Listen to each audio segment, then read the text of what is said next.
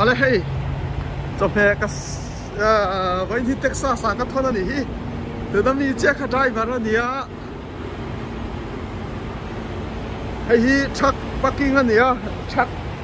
om na hun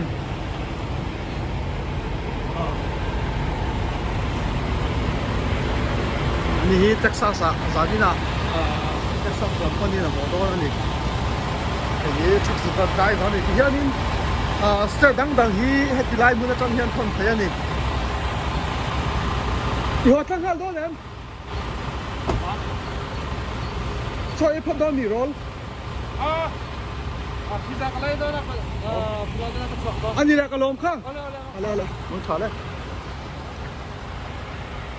ti kha din hei ya chak ania so din a chu ha cho ai nga ala chon pizza ni ma cho han tia cái gì buồng khéo khéo khan thì là gì Texas mi tuần nè với chú mình trả ra to cái lẩu mặn lẩu anh nè cái gì đấy ngang lẩu à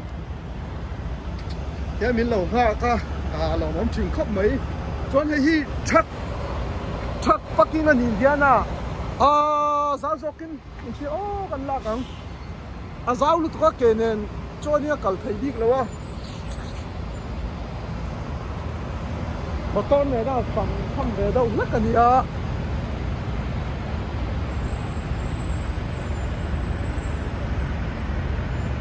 gia đình sẽ đăng kha hay là chẳng gia đình có phần chuộc về thì đó nè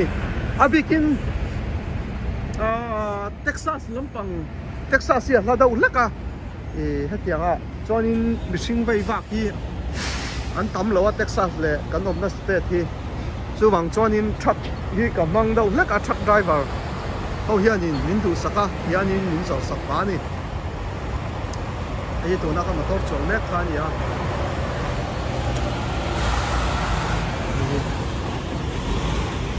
hiện nhìn thiên gia là mi thế tu sập nữa đông dễ là uốn po cho ấy mi lấy mình lâu ha cả tụi đi giàn đar so có cả reject to nè cái chú cái qual phải cho ta cái vết to cho nên khá còn khen mình lâu hàng bảo bốc á cái để khá lâu không mình sao về khóc mấy hệ bút gì số một tốt này cái tàn qual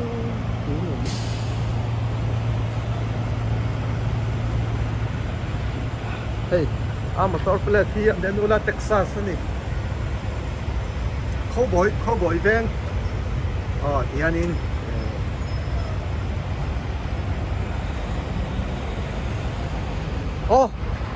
lo me vak vek lo me ang